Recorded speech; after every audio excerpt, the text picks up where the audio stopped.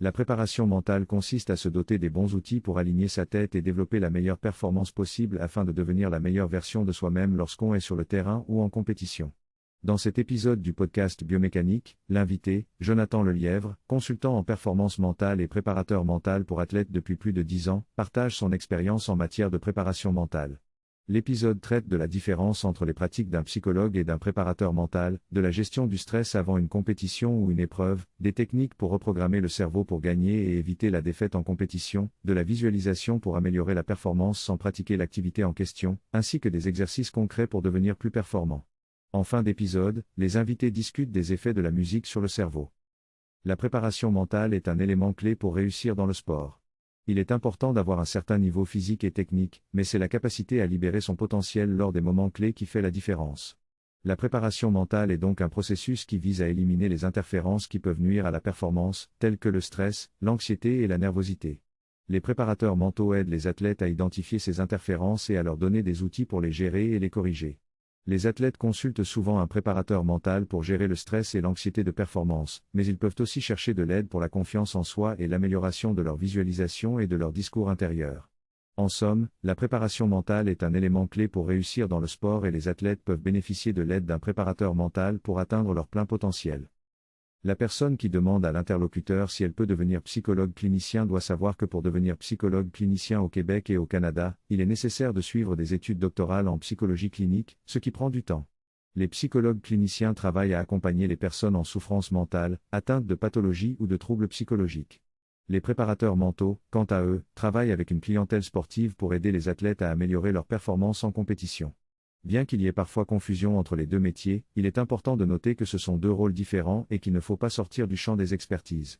Si un préparateur mental a un client qui présente des symptômes de dépression ou de troubles alimentaires, il est important de référer cette personne à un psychologue clinicien. Toutefois, certains psychologues cliniciens ont également une formation en psychologie du sport et peuvent travailler avec des athlètes. Dans ce cas, il est important de s'assurer que le psychologue ou clinicien a une bonne compréhension de l'environnement sportif et des outils pour accompagner les athlètes. Cette synthèse parle de l'importance de la préparation mentale dans le sport. L'auteur, qui est spécialisé dans la psychologie du sport, explique qu'il a choisi cette voie après avoir combiné sa passion pour le sport avec son intérêt pour la psychologie. Il souligne que, bien qu'il n'ait jamais été coaché en préparation mentale, il aurait apprécié avoir quelqu'un pour l'accompagner lorsqu'il était plus jeune. Il explique qu'il veut offrir ce service à un grand nombre d'athlètes pour aider ceux qui rencontrent des défis similaires à ceux qu'il a rencontrés en tant que joueur. Il partage une expérience personnelle dans laquelle il a abandonné un camp de sélection en raison d'un manque de confiance en soi et de comparaison négative avec les autres joueurs. Il regrette d'avoir pris cette décision et réalise qu'il aurait bénéficié de l'aide d'un entraîneur en préparation mentale pour l'aider à gérer ses pensées et sa confiance en soi. En tant que psychologue du sport, il souhaite aider les athlètes à éviter de quitter leur sport en raison de problèmes mentaux et à se concentrer sur les aspects positifs pour améliorer leur performance. Dans ce passage, la personne parle de la psychologie humaine et des différentes problématiques qui en découlent. Elle évoque également son expérience dans le domaine de l'entraînement physique, notamment la musculation, et de la préparation mentale. Elle se demande si cette dernière joue un rôle important dans la réussite des athlètes de bodybuilding, en particulier ceux qui participent à des compétitions. Bien qu'elle n'ait pas une grande expérience dans ce domaine, elle estime que la préparation mentale peut aider à surmonter des obstacles tels que le manque de confiance en soi ou le stress. Elle mentionne également l'importance de la discipline et de la motivation dans la réussite de ces athlètes, ainsi que l'impact de la nutrition sur leur performance. Enfin, elle aborde la question de la comparaison avec les autres concurrents et de la façon dont cela peut influencer la préparation mentale. Il est important de considérer les signaux physiques comme quelque chose de positif plutôt que de les voir comme négatifs. C'est à nous de décider comment nous allons les interpréter.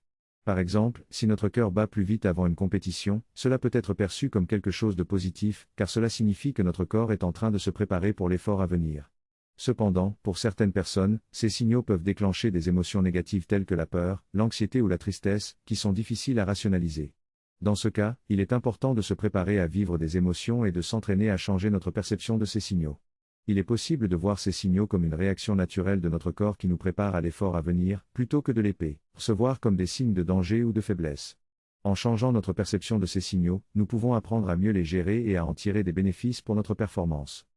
Cette vidéo traite de la préparation mentale et physique des sportifs de haut niveau. Les stratégies mentales, telles que les croyances, la perception et les discours intérieurs, sont discutées, ainsi que les stratégies de relaxation physiologique, telles que la respiration, la cohérence cardiaque et la relaxation musculaire. L'importance de la préparation physique et psychologique est soulignée, ainsi que l'impact de l'imagerie mentale sur les performances des athlètes. L'imagerie mentale est un outil extraordinaire pour améliorer les performances, mais il doit être pratiqué régulièrement et correctement pour être efficace. Le terme imagerie mentale est préféré à visualisation car il s'agit d'une compétence qui doit être développée et entraînée. Le texte discute de l'utilisation de l'imagerie mentale pour améliorer la technique de mouvements physiques complexes.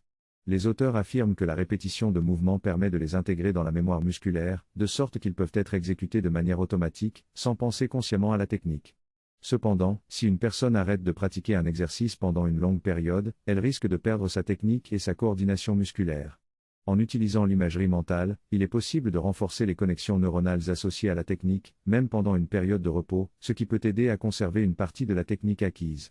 L'article propose des exemples d'exercices complexes qui nécessitent de la technique et peuvent bénéficier de l'imagerie mentale, tels que le développé couché ou l'haltérophilie. L'utilisation de la musique par les sportifs, que ce soit pour se motiver, se concentrer ou autre. Elle souligne que chaque athlète doit trouver ce qui lui convient et que le type de musique choisi doit correspondre à ses besoins. Elle mentionne également que des recherches ont été menées pour savoir si la musique peut améliorer la performance sportive et que certaines d'entre elles ont montré des résultats positifs. Elle évoque également la possibilité d'utiliser la musique comme ancrage émotionnel pour se mettre dans un état émotionnel positif avant une compétition. Enfin, elle raconte l'histoire d'un athlète qui avait une chanson particulière pour se motiver avant une compétition, ce qui fait partie de sa routine de préparation. La personne qui parle explique qu'elle a créé un club pour les athlètes, appelé Son Excellence, qui offre un abonnement mensuel pour les aider à atteindre leurs objectifs sportifs. L'abonnement est flexible et peut être annulé à tout moment. Elle explique que le club offre une expérience dynamique et vivante avec des formations et des leçons qui seront ajoutées régulièrement. La communauté est mise en avant, avec des opportunités pour les membres de poser des questions et de demander des sujets spécifiques à être abordés dans les formations. Elle mentionne également qu'elle a eu de grands succès par le passé avec plus de 100 participants qui ont atteint leurs objectifs sportifs grâce à son coaching. Enfin, elle compare l'expérience de rejoindre son club à un voyage passionnant, avec des membres motivants et inspirants. Le passage donné est une transcription d'une discussion dans un podcast où les participants parlent de la préparation mentale dans le sport. Il présente un livre intitulé Mind Gym comme une suggestion pour les exercices mentaux, avec des citations inspirantes. Il discute également de la persévérance nécessaire pour créer un podcast et pour s'engager dans une formation en préparation mentale, et ils fournissent des liens pour suivre Jonathan Lelièvre sur les réseaux sociaux et pour écouter son podcast Direction Excellence.